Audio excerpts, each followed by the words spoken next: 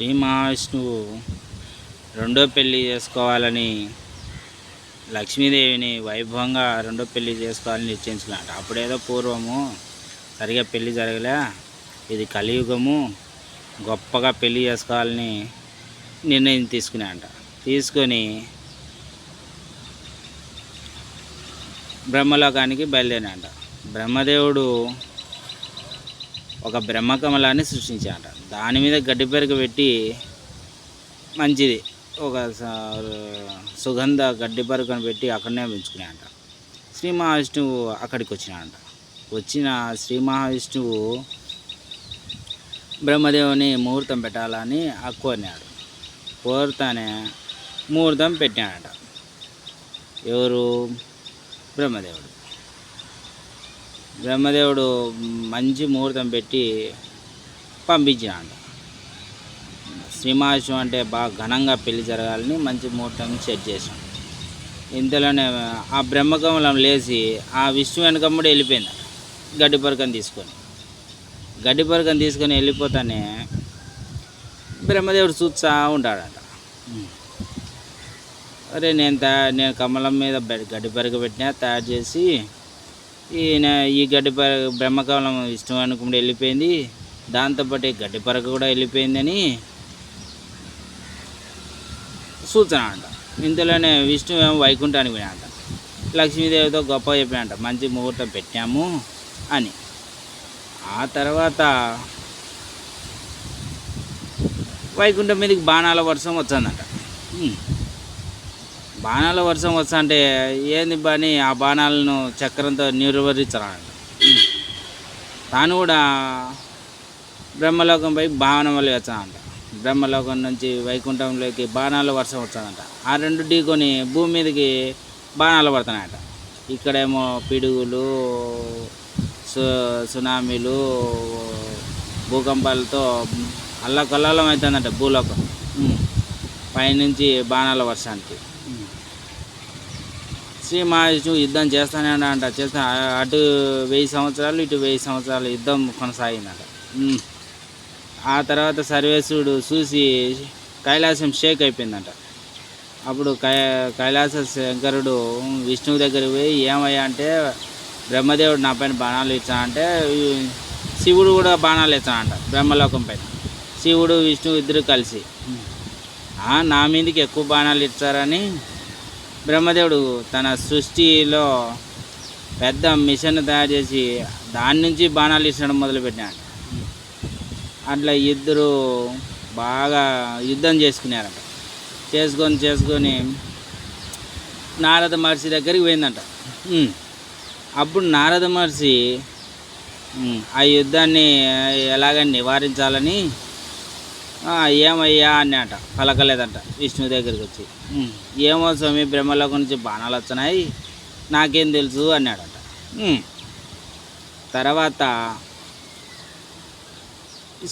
శివుణ్ణి అడిగినట, నాకు తెలియదు, నేను విష్ణువుతో కలిసి యుద్ధం చేస్తానని అంట. బ్రహ్మ దగ్గర పోయినంట, యుద్ధం ఆగదు, నేను యుద్ధం గెలిచే వరకు బాణాలు ఎత్తానే అంట. మళ్ళీ బాణాలు వేయడం మొదలుపెట్టాడంట. ఇటగాత్తి అని అన్ని లోకాలు తిరుగుతాడంట మహర్షి, ఎందుకు బాణాలు ఎత్తనాడో అని. తర్వాత తిరిగి వైకుంఠం లక్ష్మీదేవి దగ్గరికి పోయినాడంట. వైకుంఠం లక్ష్మీ దగ్గరికి పోయి అడిగినాడంట, ఏమయ్యా ఏమ్మా విష్ణువు ఏమన్నా తప్పు చేసినాడా, ఎందుకు బ్రహ్మదేవుడు బాణాలు ఎత్తనాడు విష్ణుపైకి అన్నాడంట. ఆ తర్వాత ఏమో స్వామి నాకేం తెలియదని అనిందంట. మళ్ళా పోతున్నాడు, మళ్ళా బ్రహ్మలోకం పోయినాడంట. సరస్వతిదేవిని అడిగినాడంట, పార్వతీదేవిని అడిగినాడంట, భూలోకం వచ్చాడంట, ఋషులను అడిగినాడంట. అన్నీ తిరుగుతున్నాడంట. తిరుగుతుంటే మళ్ళా బ్రహ్మలోకం పోయి బ్రహ్మని అడిగాడంట. బ్రహ్మ అసలు విషయం చెప్పకోకుండా నీకు తెలియదు లేవయ్యా అని బాణాలు వేస్తాడంట. విషయం మటుకు చెప్పలే. మళ్ళీ వచ్చి లక్ష్మీదేవి అంట, ఏమ్మా ఏదో తప్పు జరిగింది చెప్పుమ్మా, నువ్వేం చూసినావు చెప్పుమ్మా అంటే, మహావిష్ణువు వచ్చి వైకుంఠంలో వచ్చేప్పుడు ఒక బ్రహ్మకమలం వచ్చింది, ఆ బ్రహ్మకమలాన్ని తన ఎన్నుకమ్మడి వచ్చింది, నేను చూసినా అనిందంట. ఉమ్. ఆ బ్రహ్మకమలం దగ్గరికి పోతే ఆ బ్రహ్మకమలం మామూలే. మామూలుగా బ్రహ్మకమలాలు లచ్చల్లో ఉంటాయి. ఉమ్. కాబట్టి మామూలు బ్రహ్మకమలాన్ని బాగా పరీక్షించి పెట్టానంట. మామూలు బ్రహ్మకమలమే వరని దీనిపైన ఎందుకు యుద్ధం జరుగుతుందని మళ్ళీ ఆలోచించాను. దానిపైన ఒక గడ్డి పరక చూసానంట. ఏంది బాయి గడ్డి పరక అని దాన్ని అట్టే తీసుకొని పోయి బ్రహ్మ దగ్గర ఇచ్చినాడట.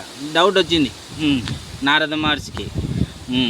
దేవుళ్ళు యుద్ధం చేయడానికి గడ్డి పరక ఉంటే చాలు, దేవుళ్ళు యుద్ధం చేయడానికి గడ్డి పరక ఉంటే చాలని విన్నాడట.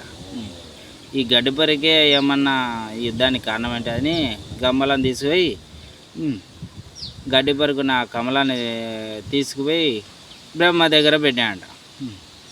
అప్పుడు బ్రహ్మదేవుడు యుద్ధాలు బాణాలు వేయడం ఆపేసాడట. ఆ బ్రహ్మదేవుడు బాణాలు ఆపేసాడు, యుద్ధం సమసిపోయింది. అప్పుడు అని అంట, ఏమయ్యా బ్రహ్మదేవా, నువ్వు అడిగితే బ్రహ్మకమలం ఇస్తాడు కదా అంటే, నేను నా పుస్తకంలో బ్రహ్మ పుస్తకం రాశాను. ఈ బ్రహ్మకమలం నేను సృష్టించి నా దగ్గరనే పెట్టుకుంటా అని, కానీ విష్ణువేమో తన వెనకముడి తీసుకెళ్ళిపోయినాడు. విష్ణువు దొంగతనం చేసినాడు. అందుకే విష్ణువు పైన నేను యుద్ధం ప్రకటించిన అన్నాడు.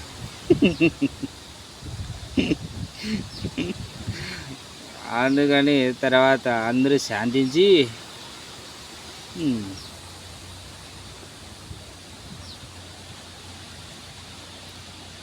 యుద్ధం సమాప్తం అయిపోయింది.